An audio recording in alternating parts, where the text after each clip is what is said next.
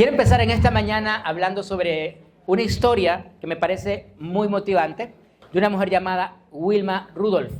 Ella nació en 1940 en Tennessee, en Estados Unidos, y desde chiquita se vio atrapada en una enfermedad muy dura, muy cruel, llamada poliomielitis.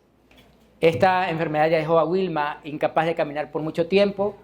Tuvo que someterse a operaciones para poder rehabilitar sus piernas y también tuvo que hacer mucha terapia para poder aprender a caminar. A pesar de pasar muchos meses en cama y no poder tener una vida normal, Wilma había decidido en su corazón tener una vida de éxito. Y fue muchos años después cuando Wilma se logró recuperar y comenzó a caminar a los 9 años, comenzó a darse cuenta que sentía pasión por las competencias de carrera. Y ella determinó en su corazón algún día poder competir. Y a pesar de que los médicos le decían que era imposible, que a duras penas iba a poder caminar y tener una vida medianamente normal, Wilma decidió no escuchar lo que los médicos decían y comenzó a trabajar fuertemente en esforzarse y ser una atleta de grande rendimiento. Y fue en 1960, en los Juegos Olímpicos de Roma, cuando Wilma Rudolph hizo historia cuando apareció en dichos Juegos Olímpicos y fue la primera mujer estadounidense en ganar 3 medallas de oro en las pruebas de 100 metros, 200 y 4 por 100 metros. Lo asombroso de Wilma no solo es que ganó estas 3 competencias juntas, sino que a pesar de que los médicos habían diagnosticado que su vida no sería igual, no sería una mujer normal, ella determinó que podría ser una mujer totalmente diferente a lo que los médicos diagnosticaron y podía ser una persona no solo normal, sino ir un poquito más allá de lo que habían dicho los médicos y ser una mujer extraordinaria. Quiero pedirte que mires a la persona que está a tu lado y le digas, es tiempo de ser extraordinarios. Extraordinario es una persona que hace algo más allá de lo ordinario, y eso fue lo que hizo Wilma. Decidió irse un poco más allá del ordinario, y cuando le preguntaron a Wilma qué fue lo que le dio la fuerza para lograr tal hazaña, ella lo único que dijo es, tengo un corazón que no se rinde. Y hoy, por eso le pusimos por nombre esta enseñanza, un corazón que no se rinde. Porque todos podemos tener problemas como Wilma, tal vez alguna situación de salud inesperada, podemos tener un problema laboral inesperado también, un problema en nuestro matrimonio, en nuestra familia, alguna situación que de pronto nos cambió la vida. Sin embargo, hoy te traigo un mensaje de Dios. Tenemos que tener un corazón que no se rinde ante las adversidades. Hoy tenemos que tomar la decisión de tener un corazón que jamás se va a quedar en el camino a pesar de que las cosas no nos salgan como habíamos pensado. ¿Cuántos hoy decimos que vamos a tener un corazón con determinación como Wilma? Amén. Hoy por eso quiero hablarte de cómo tener un corazón que no se rinda. Y es que la determinación es la cualidad que tiene una persona de encontrar la manera de lograr aquello que se ha planteado. Y quisiera preguntarte, para empezar esta enseñanza, ¿qué has determinado en tu vida? ¿Qué es aquello que has pensado lograr a lo largo de los años que te quedan aquí en la tierra?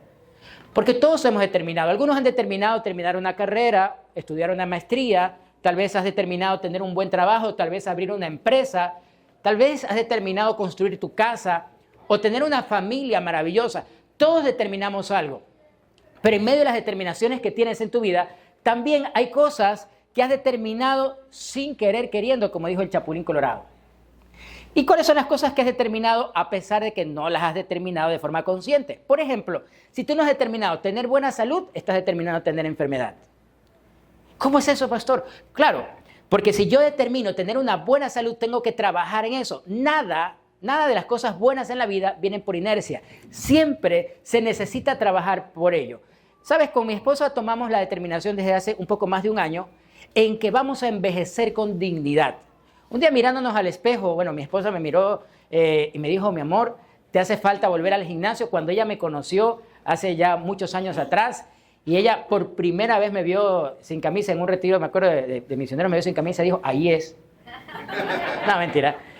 Yo en ese tiempo era atleta, hacía mucho ejercicio, tenía el abdomen de Stallone, aquí donde ven. Sin embargo, con el paso de los años ya dejaron de haber cuadritos aquí para ver solo un cuadrito, ¿sí? El cuadrito se amplió, me creció la barriga Y bajito y barrigón, pues imagínate, ni el ratón Crispín. Entonces, no me veía tan bien, así que mi esposa un día me dijo, mi amor, creo que es tiempo de volver al gimnasio. Y ambos coincidimos en una cosa que determinamos en ese momento. Vamos a envejecer con dignidad. No sé si te has dado cuenta que las personas cuando van envejeciendo, y aún a veces personas que no son tan mayores, muchas veces viven estrenando, pero estrenando enfermedad. Cada día o cada semana estrenan un dolor nuevo, una patología nueva, o viven quejándose de algo. Y la verdad es que a pesar de que muchas veces pues, los años nos van pasando factura, pero nosotros podemos determinar tener una vejez con dignidad y no ser viejitos enfermos. O no ser peor, personas jóvenes enfermas que viven cada día estrenando una enfermedad nueva. Así que comenzamos a trabajar en nosotros. Desde hace más de un año volvimos al gimnasio a tener una alimentación más sana, más cuidadosa. Yo ya he bajado creo que alrededor de 12 libras, por eso se me ven pantalones, se me ven haciendo así, ya saben por qué es. Creo que es un tiempo donde decidimos tener una mejor vida. Y yo quiero invitarte a que determines algo también con respecto a tu salud. También que determines algo con respecto a tu área económica. Porque si no has determinado tener abundancia, estás determinando tener escasez. No viene una riqueza simplemente por inercia. Siempre hay que planificar. Si no has determinado un buen ambiente familiar, estás determinado a tener conflictos familiares. Nada surge al azar. Recuerda que la Biblia dice en Gálatas 6 que todo lo que el hombre siembra, eso también. Así que lo que no siembras, no lo vas a cosechar. Siempre tenemos que tener la decisión y la determinación de sembrar. La Biblia nos da ejemplos de personas que determinaron en su corazón algo diferente. Por ejemplo, tú ves que Dios tomó a Noé y le dijo a Noé que tenía que construir una embarcación. Era un arca, diferente a un barco. Era un arca. No se conocían en ese tiempo los barcos o las arcas. Así que Dios le da el modelo de lo que tenía que construir Noé. No había comisariato o ferrisariato para comprar las herramientas. No existía nada para poder comprar clavos. Tenían que hacer desde las herramientas más básicas, todo, hasta cortar la madera, es decir, cortar los árboles y hacer la madera. ¿Sabes cuánto tiempo le tocó a Noé construir el arca? 120 años. 120 años construir. Tú me dirás, pero ¿cómo es posible? Recuerda que en esa época las personas vivían muchos años más. Algunos hasta 800, 900 años. Matusalén vivió más de 900 años. Por eso cuando alguien te dice que parece Matusalén, ya sabes a qué se refiere. Noé se demoró 120 años. Y la Biblia menciona que había gente que se burlaba de él mientras él construía esa arca. Tal vez buscó ayuda, pero nadie lo quiso ayudar excepto sus hijos, sus nueras y su esposa. ¿Cuál es la determinación que tenía Noé? De construir algo que salvara la vida de su familia. Y yo te invito en esta mañana que pienses como Noé. Tenemos que determinar construir algo que salve a nuestras familias en el futuro. Por eso estamos nosotros, un grupo de líderes aquí, empecinados en que la palabra de Dios sea conocida en todo el Ecuador. Porque las iglesias somos las arcas modernas que en este momento están soportando y guardando la vida de las familias. Amén. Por eso las iglesias somos vitales en este tiempo. Josué, en la Biblia, determinó en su corazón conquistar el territorio que Dios le había dado a pesar del miedo que experimentaba. Dios le había dicho a Josué, hay que conquistar este territorio. Y a pesar del temor que había, él dijo, yo lo voy a hacer. Él determinó en su corazón obedecer a Dios. Tal vez exista miedo en tu corazón. Te traigo un mensaje de parte de Dios. No dejes que el miedo te quite la determinación. A pesar del temor, aprende a bailar con tu miedo, aprende a afrontar tus miedos, porque la determinación te va a llevar a entender que esos miedos tan solo están aquí. Los gigantes no son enemigos para Dios. Los gigantes son la oportunidad para ver la gloria de Dios resplandecer sobre tu vida. Amén. Uy, pero están como dormidos hoy día. Dame un aplauso al Señor.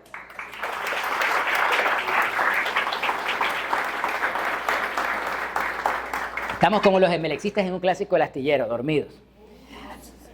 Ahí se despertaron, ¿no? Si hay emelexistas aquí, levanten su mano. Pero no se levanten su mano en serio. Ah, ya, muy bien. ¿Y hay barcelonistas aquí? ¿Y los demás del Muchurrumna o qué? Bueno, para los emelexistas y los barcelonistas les tengo un mensaje. Cristo les ama, arrepiéntanse. Bueno. Daniel determinó en su corazón no contaminarse con la comida del rey. Daniel fue un muchachito que fue exiliado de su tierra. Cuando Babilonia conquista a Israel, se lo llevan a él y a su familia. Y la Biblia menciona, pues él tendría tal vez 16, 17 años cuando llega a Babilonia. El rey decidió que del grupo de personas que habían sido exiliadas, escoger a los más inteligentes y mejores, los mejores parecidos, más guapos. Y Daniel era como los chicos de familia de fe, joven, guapo e inteligente. ¿Sí hay chicos aquí de familia de fe? ¿Sí? Los jovencitos. Uy, Dios mío, ni las mamás. Era un joven apuesto, dice la Biblia, Daniel, con sus amigos, y por eso, inteligente además, el rey los aparta para que sean los sabios, los futuros sabios, educarlos en todas las ciencias de esa cultura, de la cultura caldea y babilónica, y poder tener consejeros a futuro. Pero Daniel decide no contaminarse con la comida del rey. Te explico por qué. En esa época, cuando estaban los reyes, siempre a los reyes se les daba a comer la mejor comida, los mejores animales. Pero esos animales, antes de matarlos para ofrecérselos como alimento al rey, los dedicaban a los dioses falsos. Ofrecían sacrificios a sus dioses. Así que después de matar al animal y ofrecérselo a su dios, esa carne que quedaba se la daban al rey. De esa carne también se separaba una porción para estos muchachos, para Daniel y sus amigos. Y Daniel dijo, no, yo no quiero nada dedicado a ídolos falsos. Yo prefiero comer frutas y legumbres, vegetales, pero no contaminarme. Daniel fue un hombre diferente en una generación que se entregaba al mal. Dios tomó el corazón de Daniel y le dio esa determinación. Ahora también vemos a Pablo, el hombre del Nuevo Testamento, el apóstol Pablo, que él determinó en su corazón ser un hombre distinto y a pesar de la persecución, de estar encarcelado y ser golpeado, predicar el evangelio y seguir con la misión que Dios le había dado. En Filipenses capítulo 3, versículo 14, Pablo dijo, prosigo a la meta, al premio del supremo llamamiento en Dios, en Cristo Jesús, porque él estaba completamente decidido a seguir adelante a pesar de las adversidades. Por eso hoy quiero hablarte acerca de la determinación. No es solo tener fuerza de voluntad. ¿Cuántas personas conoces que empiezan algo y no lo terminan? Recuerdo que cuando empecé mi carrera universitaria éramos alrededor tal vez de 200 o 250 personas que empezamos la carrera. Nos graduamos cerca de 43 personas. Muchos empiezan, pero no. Comienzan a estudiar algo, no lo terminan, comienzan un curso, no lo terminan, ven un video en internet, no lo terminan, comienzan la academia, no la terminan y viven una vida inconstante. Por eso muchos realmente no tienen una determinación en su corazón, simplemente tienen una emoción. A veces sucede que en las iglesias dicen, bueno, ¿cuánto vamos a servirle a Dios? Amén. ¿Cuánto vamos a hacer? Amén. Ahora sí, entonces mañana vemos 6 de la mañana. Ay, no. Nos callamos porque fue algo emocionalista, pero el determinado está convencido que tiene que hacer lo que dijo que quería hacer. Y es ahí donde quiero tocar este tema porque nosotros, la iglesia de Dios, tenemos que comprender que la determinación es como ese deseo, como un fuego ardiente que hay en tu corazón que dices, yo quiero eso. Es una obsesión sana que te da por hacer algo. Yo te invito a que pienses en qué momento te has obsesionado, en el buen sentido de la palabra, por algo sano. Yo me obsesioné hace muchos años, por ejemplo, con muchas cosas como que la iglesia crezca. Para mí eso no es algo que podamos negociarlo, porque todo lo sano debe de crecer. La iglesia tiene que ser un lugar, un arca donde la gente comienza a conocer al Señor, pero lo sano siempre crece y tenemos que expandirnos. Por eso para mí es algo que debe llevar nuestro corazón a tomar la decisión de dar el todo por el todo. Mateo 11, versículo 12, quiero pedirte que veamos este pasaje y lo leamos un momento, 1, 2 y 3. Desde los días en que Juan el Bautista comenzó a predicar hasta ahora, el reino del cielo ha venido avanzando con fuerza y gente violenta lo está atacando. En la Reina Valera del 60, el pasaje dice algo así como los violentos arrebatan el reino de los cielos. Y se ha interpretado como tener ese empuje para lograr que la expansión del reino de los cielos sea algo relevante en este tiempo. Sin embargo, cuando comenzamos a tejer más fino y a ver en otras traducciones, el pasaje se refiere a que el reino de los cielos avanza con fuerza. ¿Pero por qué? Porque hay una oposición real. Para que tú y yo podamos llevar la palabra de Dios, hay una oposición real. Tú comienzas a congregarte y lejos de que las cosas te comiencen a ocurrir para bien, te ocurren para mal. te botan del trabajo, tienes problemas, se te enferma el hijo, se te enferma el perro, el gato también, se te pierde, qué sé yo, algo importante, te chocan el carro. Comienzas a tener oposición. ¿Te ha pasado? Que quieres venir a hacer lo bueno, a buscar a Dios y comienzas a tener cada vez más oposición. ¿Sabes por qué ocurre eso? Porque dice la palabra de Dios que el reino va avanzando con fuerza, pero hay gente violenta. Hay personas que van a atacar tu fe, que se van a burlar de ti, que van a comenzar a cuestionarte. Y el enemigo te va a atacar con todas las fuerzas de su odio. No te extrañes de que eso ocurra. Cuando eso está ocurriendo significa que estás haciendo las cosas bien. ¿Sabes? Porque el enemigo te está viendo como un objetivo a derribar. Pero cuando eres una persona tibia que no toma decisiones o que de pronto eres emocionalista, y cuando el demonio se presenta donde el jefe, donde Satanás, y le dice, jefe, ¿qué hacemos con ese cristiano? El demonio dice, no, ese déjalo nomás, ese solito se cae. Ese no representa peligro, tranquilo, ese se tropieza solo. No hay que hacer nada. El diablo siempre va a atacar a un cristiano activo, a alguien que ha determinado en su corazón hacer algo por el reino de los cielos. ¿Hay cristianos así aquí? Amén. Hay cristianos que están determinados a hacer algo diferente. Cuando tú has determinado, por ejemplo, sacar adelante tu negocio, tu familia, glorificar a Dios con todo eso, el diablo te va a atacar, es normal. Por eso la Biblia menciona que el reino de los cielos ha venido avanzando pero con fuerza. Y es que la oposición que tenemos solo la rompemos con la fuerza de la fe. Solo lo rompemos con la fuerza de la determinación de lograr algo. Si alguna vez alguien ha nadado aquí en un río, ¿alguien ha nadado aquí en un río? Sí, levante tu mano si ha nadado solo 1, 2, 3. Ay, si no, los tiramos al estero salado. Nadar en río es diferente a nadar en piscina. Sobre todo cuando nadas contracorriente. Cuando nadas contracorriente, tienes que saber nadar contracorriente, pero tienes que determinar con todo el corazón poder romper la corriente o saber romper esa fuerza que está contraria a ti. La Biblia nos dice que nosotros, los hijos de Dios, vamos a tener que nadar contracorriente. Vamos a tener que ser diferentes en un tiempo donde la mayoría de personas se acostumbra a la corrupción, se acostumbra a lo malo. Tú vas a una entidad pública y ¿qué te dicen? Si tú quieres que el trámite avance rápido, ¿qué tienes que hacer? Por debajo de la mesa. ¿Cuánto hay? Y nosotros los hijos de Dios tenemos que ser diferentes, tenemos que ser anticorrupción. Por eso yo no me quiero meter en por quién debes de votar, solo te pido que ores y que le digas al Espíritu Santo que te guíe. Pero un cristiano debe de votar por alguien que sea una persona realmente íntegra. ¿Es difícil? Sí, pero tenemos que orar por la persona que Dios ha dispuesto en el corazón que gobierne a Ecuador. Amén. Oremos por nuestros gobernantes, oremos por ellos. Quiero pedirte que abras tu Biblia y veamos lo que dice 1 Corintios 9, 24 al 27. Por cierto, para el día de las elecciones, como muchos están en mesa, vamos a tener 2 reuniones, el domingo en la mañana a las 11, pero también vamos a tener, para los que no pueden asistir el domingo, el sábado a las 5 de la tarde. Así que para que no te pierdas la reunión. 1 Corintios 9, 24. ¿Cuáles son las claves para tener determinación? Por favor, mira al que está a tu lado y dile, vamos a determinar en nuestro corazón hacer lo correcto. Vamos a determinar en nuestro corazón hacer lo correcto. Pablo dice, ¿no sabéis que los que corren en el estadio, todos en verdad corren, pero solo uno obtiene el premio? Corred de tal modo que ganéis, y todo el que compite en los juegos se abstiene de todo. Ellos lo hacen para recibir una corona corruptible, pero nosotros una incorruptible. Por tanto, yo de esta manera corro, no como sin tener meta. De esta manera peleo, no como dando golpes al aire, sino que golpeo mi cuerpo y lo hago mi esclavo.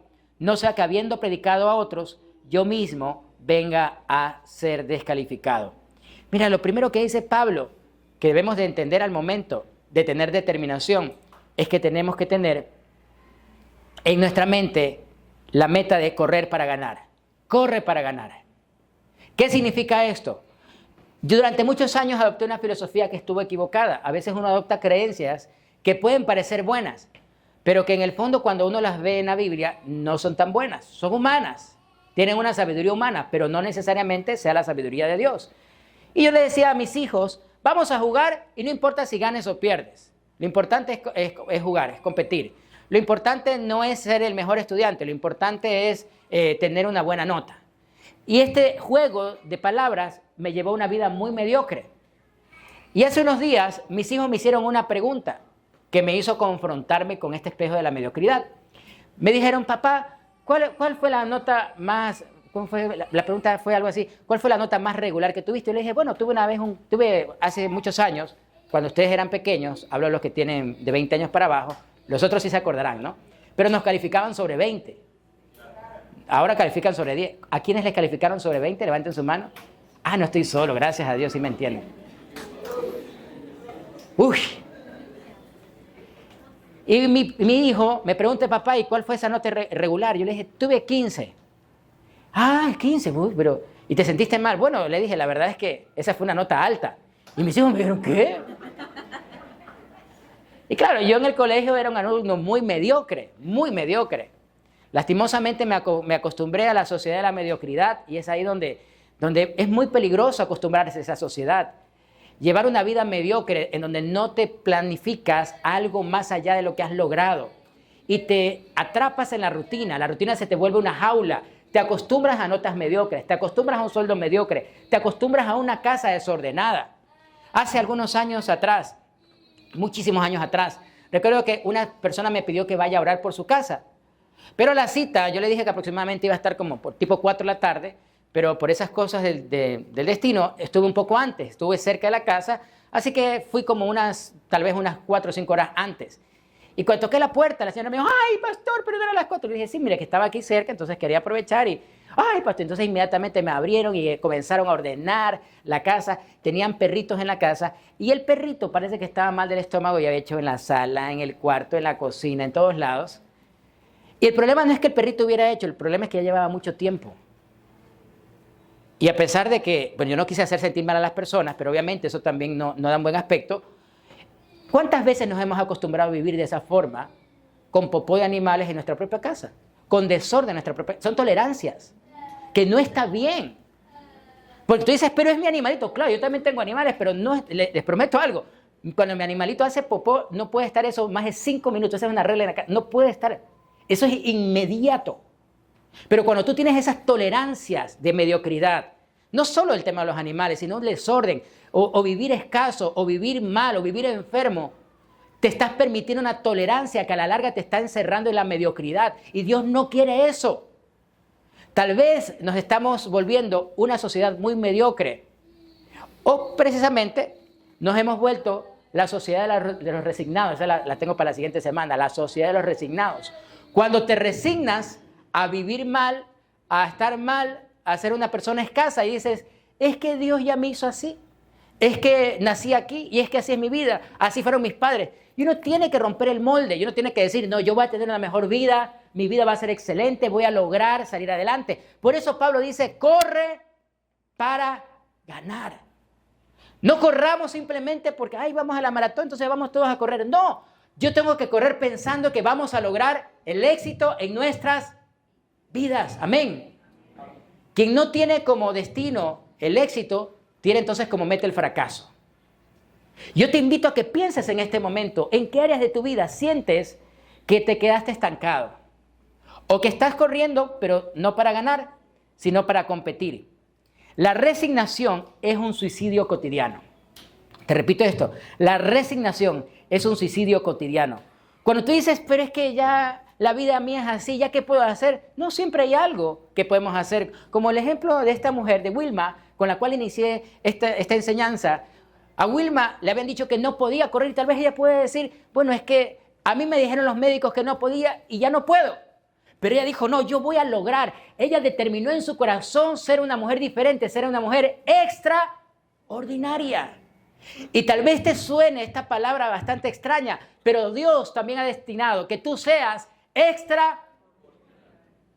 diferente a lo ordinario. ¿Pero de quién va a depender? ¿De Dios o de ti? Wilma hizo su parte, Dios hizo la suya.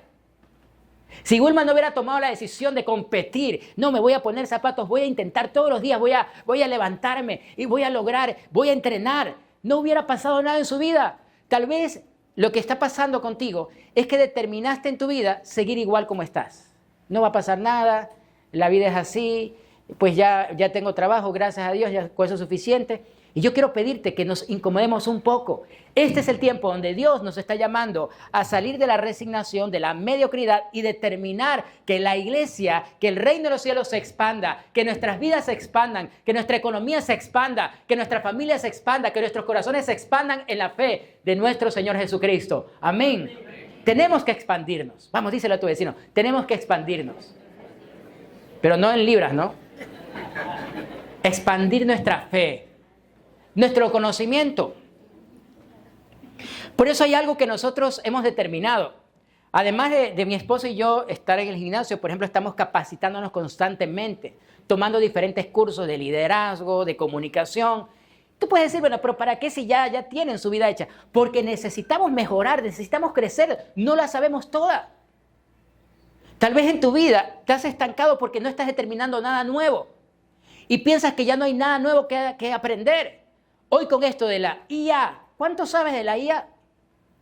¿Qué tanto conoces? Hay mucha gente que dice, ay, eso es satánico. Ay, estamos en tiempos de Terminator, ya mismo se levanta Sarah Connor. Mira, muchos le huyen a la IA cuando puede ser una gran aliada. Cuando tú puedes aprender muchas cosas buenas. Y satanizamos lo que no conocemos. Pero debemos de entender que son herramientas útiles. Durante años, hace 50, 60 años atrás, se satanizaba la televisión. Y había iglesias donde decían, la caja del diablo. ¿Y qué sucedió con muchas de esas iglesias? Luego comenzaron a transmitir programas bíblicos a través de la televisión. Yo quiero pedirte algo. Es tiempo de que nosotros hagamos un chip. Coge un ratito tu cabeza, hazte un chip así. Cambiemos el chip. Tenemos que entender que hay cosas buenas que están pasando en nuestro entorno y que pueden ser favorables. Así que piensa por un momento, ¿estás corriendo para ganar o simplemente estás corriendo en la vida? Y si estás en una maratón y comienzas a correr y estás perdido, estás corriendo desgastando tu vida para nada. Tienes que pensar, voy a correr para ganar. Y tal vez esto con los años se me fue metiendo ese chip hasta que volví a boxear. Y el otro día que estaba practicando boxeo nuevamente, estaba haciendo un sparring y me ponen a pelear con un tipo de 1,80 m, un tipo alto. ¿Sí? Yo no soy tan alto, el tipo de 1,80 m es una altura considerable. Y recuerdo que el entrenador me dijo, no tengas miedo. Y yo digo, no tengo miedo, en serio, no tengo temor, porque yo sé que aquí es pareja la cosa, aquí es dale y dale. O sea, sé que hay una ventaja de algunos centímetros, pero yo comprendí hace mucho tiempo que si estoy parado en un cuadrilátero, aquí es parejo, aquí nos damos. Y yo sé que voy a ganar. Téngale miedo siempre a un patucho bravo. Téngale cuidado a esos que son bajitos, en serio. En serio. Porque ese está determinado. Él está determinado a hacerlo. Yo más miedo le tengo a esos feos conquistadores porque esos feos conquistan las más guapas. Siempre el feo disfruta mujer bonita. Porque como es feo, sabe que su única oportunidad es la labia. Entonces está determinado, está claro. Entonces, uno tiene que tener determinación. Cuando tú vas a pararte en un cuadrilátero, tú no puedes pensar, voy a perder. Aquí vamos a ganar, aquí yo voy a darle. Cuando venga un problema en la vida, tú no puedes pensar, voy a ver qué pasa. No, yo le voy a derribar, voy a ganar. Eso fue lo que vemos en David. David ve al gigante y no pensó, voy a ver qué pasa. No, él dijo, yo te voy a cortar la cabeza. Le dijo al gigante, le dijo, te voy a cortar la cabeza. No le dio chance a nada. Yo te voy a cortar la cabeza. Y es así como tiene que pensar alguien con determinación. ¿Cuál es el problema que le tienes que cortar la cabeza? Yo veo que cuando hacen los sorteos para las eliminatorias, para los mundiales, es terrible la forma de pensar de nosotros los latinos, especialmente los ecuatorianos. Yo una vez vi un sorteo y estaba justamente cerca de un extranjero, alemán.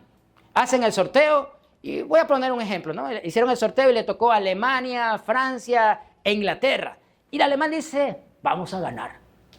Su mentalidad es, vamos a ganar. Le toca Ecuador, le toca Alemania, Argentina y Francia. ¡Uy, Dios mío! Eso huele a goleada. Y pensamos de esa forma. Jugamos como nunca y perdimos.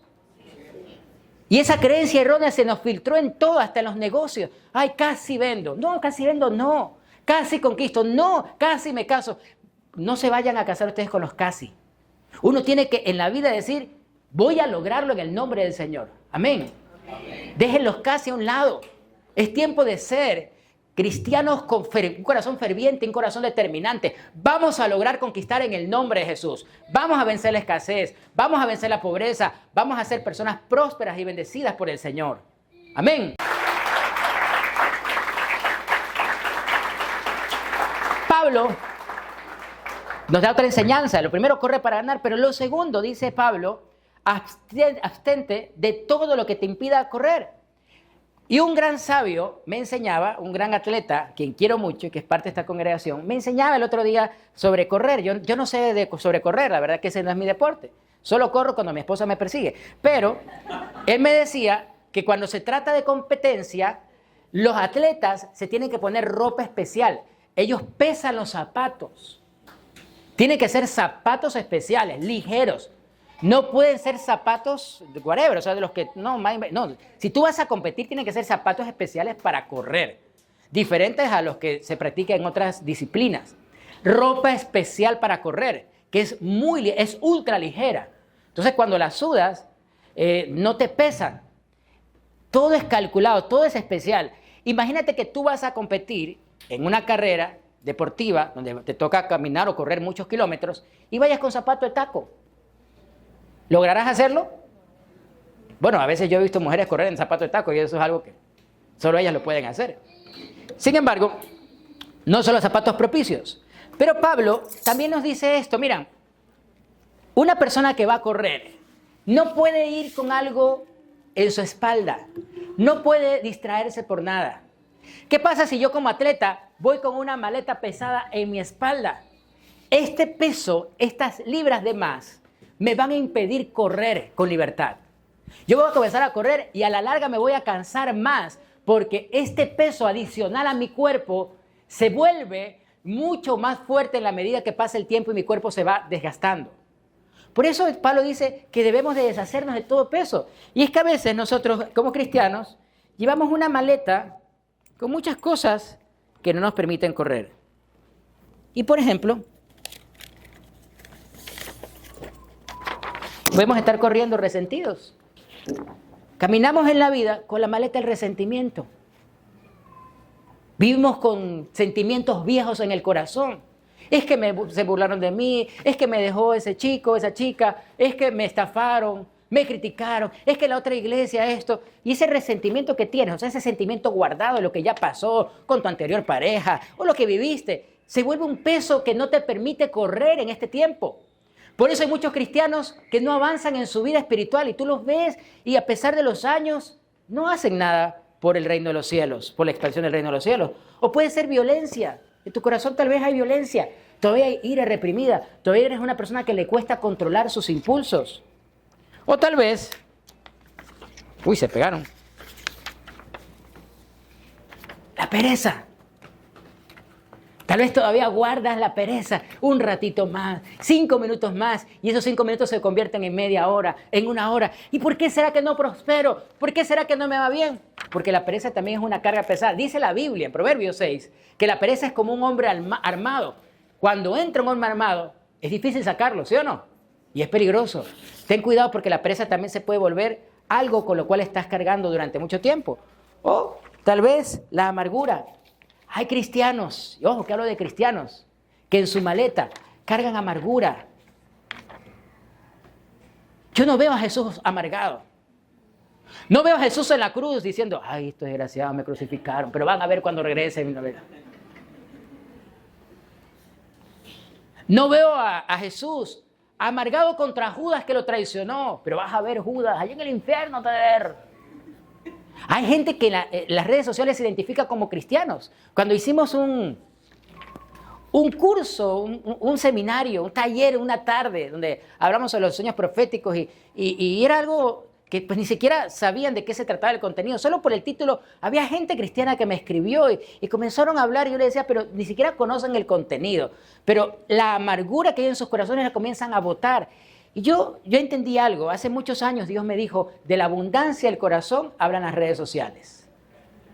Hay gente que vuelca su ira, que vuelca su frustración sobre las redes sociales y comienzan a criticar y a decir cosas hirientes. Y yo te invito, mira, si en tu vida sucede eso, quita la amargura. Deja a un lado todo eso que a la larga lo que te está haciendo es impedir correr la carrera que Dios ha determinado correr. Amén. Por eso, adiós, amargura. Fuera. Adiós. ¿Cuántos decimos amén?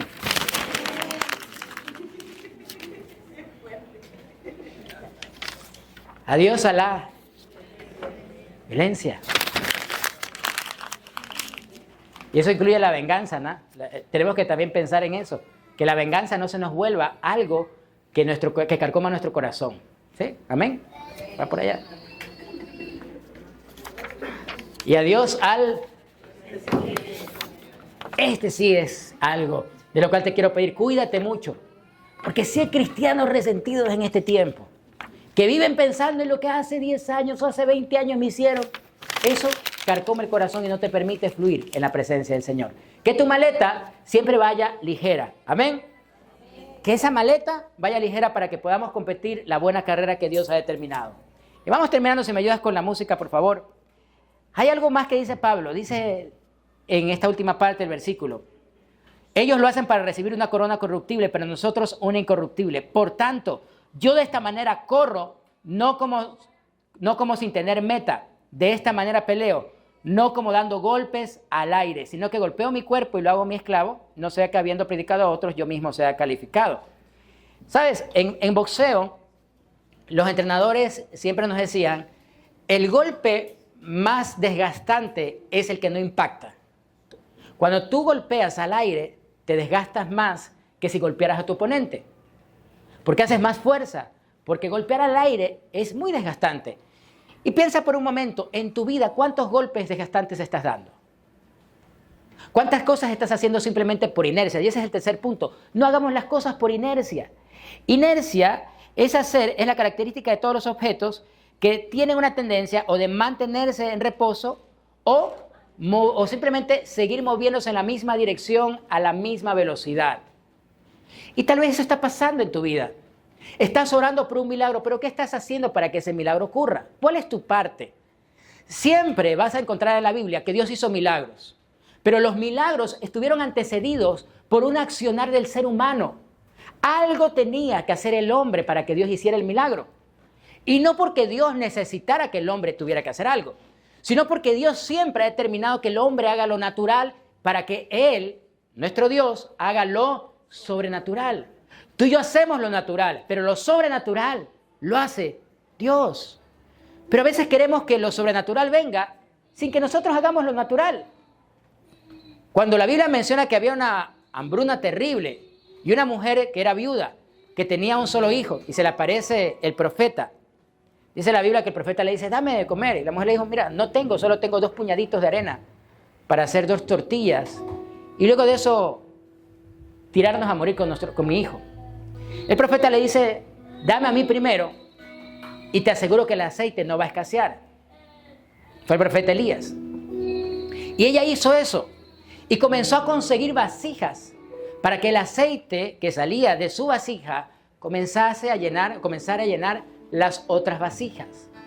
Ella tuvo que esforzarse para que el aceite llenara las otras vasijas o para conseguir las vasijas y que el aceite comenzara a llenar esas vasijas. Nada ocurre por inercia, nada bueno ocurre por inercia. Todo lo que uno realmente quiere de bueno ocurre porque te lo has trazado. Hay un hombre a quien la historia del cristianismo le debe mucho, Adoniram Hudson. Él nació en 1788 y a los 23 años comenzó a trabajar en las misiones hacia el mundo. Y en 1812 se traslada a Birmania. Comienza a evangelizar en uno de los países más conflictivos para el cristianismo. Cuenta la historia que Hudson sufrió muchas cosas. Enfrentó terribles dificultades porque el idioma era diferente, las costumbres eran distintas. Pero lo más profundo que le pasó, lo más difícil que le pasó, fue que quedó viudo. Luego se vuelve a casar y nuevamente queda viudo. Pruebas terribles que tuvo que atravesar. Pasó 30 años en Birmania, enfrentando persecuciones, encarcelamientos y una constante amenaza de muerte. Cuando le preguntaron a Hudson por qué no vuelve a su tierra natal, él dijo: el resultado no es mi responsabilidad, mi deber es ser fiel. Mira, yo quiero que grabes eso, tu deber, mi deber es ser fieles a la palabra de Dios. Pero tenemos que ser una iglesia con un corazón fiel al Señor. A pesar de que los resultados tal vez no se nos den, pero tarde o temprano, lo que estamos haciendo va a marcar la historia de nuestra nación, como Hudson marcó la historia de Birmania.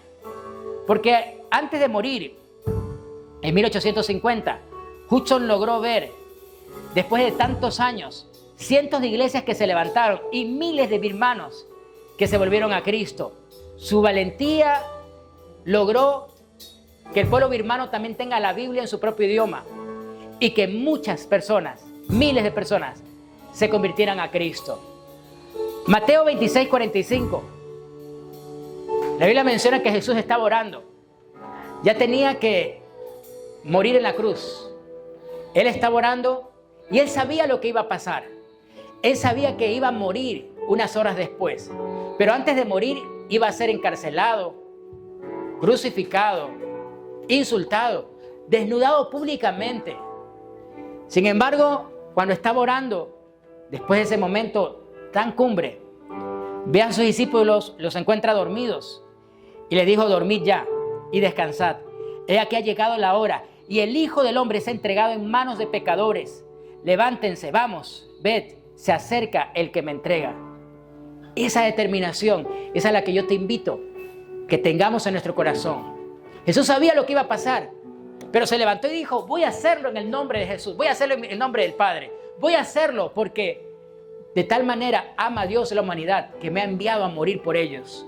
Jesús tomó en su corazón la determinación de morir en esa cruz por ti y por mí. Tomó la determinación de sacrificarse por nosotros. ¿De qué manera nos estamos nosotros sacrificando por Él? ¿Qué estás determinando en tu corazón para que el reino de los cielos se expanda? ¿Cuál es tu parte? ¿Cuál es mi parte? Yo te digo cuál es nuestra parte. Nuestra parte como iglesia debe de ser nosotros también levantarnos y decir al mundo que existe un propósito para cada ser humano, que existe una oportunidad para ser felices, que existe una oportunidad para salvar nuestra alma y que esa oportunidad se llama Jesucristo. Él es el único camino, la verdad y la vida. No hay otro camino al Padre, no hay otro camino al cielo. Es tiempo de levantarnos con determinación a decirle al mundo que necesita escuchar ese mensaje de paz y de esperanza. Hace unas semanas atrás me enojé mucho porque alguien me dijo que se habían ido a evangelizar por aquí y le habían hablado a un guardia para que les permita evangelizar. Y el guardia les dijo obviamente: no se puede. Inmediatamente llamaron a base y no se puede. Y yo les dije: última vez que ustedes piden permiso. Estamos en un lugar público y si aquí grupos de otras ideologías se levantan y sin permiso comienzan a hablar a nuestros jóvenes acerca de ideologías falsas, tendencias políticas cualquiera que tú quieras, ¿por qué los cristianos tenemos que ser tan tibios y tímidos para decir: ¿puede evangelizar? No. ¿Qué me cuesta a mí acercarme a una persona y decirle: sabes que Jesús te ama y Él quiere darte una vida con propósito? Jesús vino a morir por ti y por mí. Jesús es la solución a nuestros problemas. Que nos acerquemos a alguien y le digamos: ¿sabes qué? El Señor dio la vida por ti. Hace algún tiempo atrás, Dios me dio la oportunidad de acercarme a un joven que lo vi deprimido. Y después de compartirle de Jesús, él me abrazó y me dijo: gracias, porque estaba pensando seriamente en suicidarme. Jesús puede calmar el corazón sediento de una persona que no sabe qué hacer con su vida. Y tú y yo somos la voz del Señor. Tú y yo somos las manos de Cristo en este tiempo determinante. Y hoy te invito a que como iglesia nos levantemos a compartir el mensaje del Señor. Que dejemos ya de ser tan tibios y tímidos y con determinación nos levantemos como una iglesia a compartir el mensaje del Señor. Este es el tiempo donde, familia de fe, tenemos que llevar el mensaje del Señor a todas las personas de nuestro entorno. Vamos a ponernos en pie y te quiero pedir que le demos un aplauso al Señor. Hoy quiero ser determinante, Señor, como tú lo fuiste. Hoy quiero, Señor, tomar la determinación de servirte y seguirte con todo el corazón. Hoy quiero servirte con pasión, Señor. Quiero dejar atrás todo aquello que me ha llevado a ser tibio. Dios te está llamando para servirle. Quítate la culpa que existe en tu corazón por tus errores del pasado. Dios te está llamando para ser una persona nueva. Dios te está llamando para ser una persona distinta, diferente. Levanta hoy tu corazón y dile: Señor, yo determino ser una persona nueva. A pesar de mis errores, me levanto para ponerme en tus manos. Hoy me levanto, Señor, con determinación para decirte que te amo, que mi vida te pertenece. Hoy me levanto con determinación para poner mi vida en tus manos, Señor.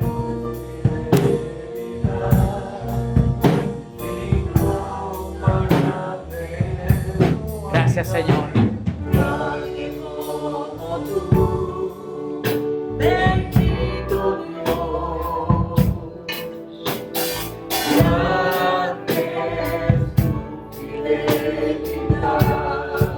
Levanta tu oración en esta mañana y dile: Señor, tu fidelidad es grande. Gracias, Señor, porque tu fidelidad incomparable es, Señor.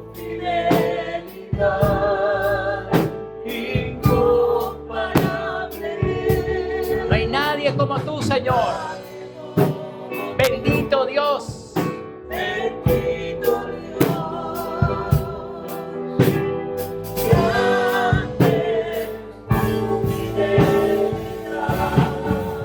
Tu fidelidad, Señor, es grande.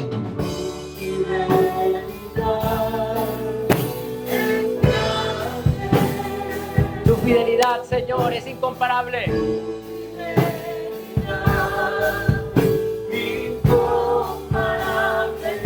No hay nadie como tú, Señor. Bendito Dios.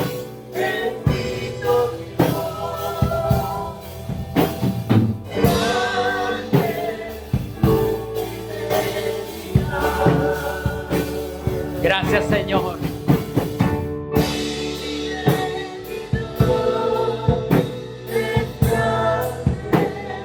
Tu fidelidad es incomparable, Señor.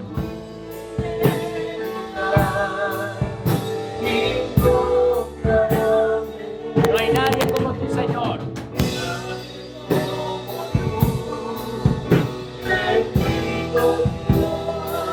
Grande es tu fidelidad, oh Rey.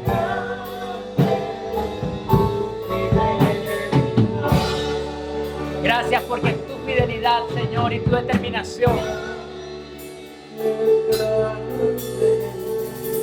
Gracias, oh Rey, porque tu fidelidad y tu determinación te llevaron a entregar tu vida por amor a mí. Señor Jesucristo, vamos, yo quiero pedirte que repitas esta oración. Señor Jesucristo, entra en mi corazón, entra en mi vida. Me arrepiento de mis pecados, Señor Jesús, y te entrego con determinación mi vida. Señor Jesús, haz en mí la obra que tú quieres hacer.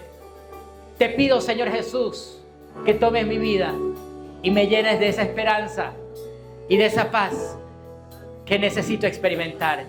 Gracias, Señor Jesús. Te entrego mi vida para siempre. Haz de mí la persona que tú quieres que yo sea. Gracias, Señor. Gracias, oh Rey, por cada persona que hoy está en este lugar.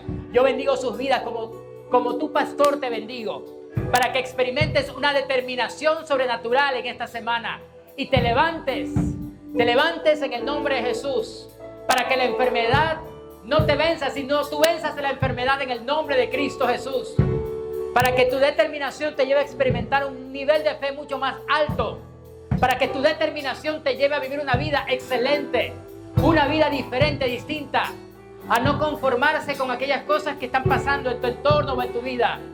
Levántate, te digo, en el nombre de Jesús, y hoy serás una persona con una determinación nueva, una determinación férrea. En el nombre de Jesús, que esta semana comiencen a ocurrir milagros en tu vida, en tu familia, en tu trabajo, en tu área económica. Levanta un momento tus manos. Te bendigo en el nombre de Jesús para que experimentes un nivel de fe y de determinación diferente, distinta, para que la gracia del Señor Jesús resplandezca sobre tu vida y el Espíritu Santo te dé esa fuerza de carácter para levantarte, ese deseo ardiente en tu corazón de incomodarte ante las circunstancias adversas y ser una persona distinta. Y que el diablo, a pesar de sus ataques, no te venza, porque es más poderoso el que está contigo que el que está contra ti. Te bendigo para que puedas derrotar a los gigantes que se han levantado. Te bendigo para que experimentes una paz que sobrepasa todo entendimiento y para que la fidelidad del Señor brille sobre tu vida. Gracias, oh Rey. Gracias, Señor, por la vida de tus hijos. Bendecimos también a aquellos que con determinación sirven a Dios. Bendigo, Señor, la vida de aquellos que con determinación apartan también una ofrenda o su diezmo con amor para bendecir y para servir al Rey de Reyes. Gracias, oh Señor, por aquellos que determinan en su corazón ser fieles en los principios que tu palabra nos establece. Gracias, oh Rey. Gracias porque tu fidelidad es grande. Te honramos, Señor. Te exaltamos. Terminemos este tiempo adorando al Señor. Terminemos este tiempo exaltando al Rey. Incomparables.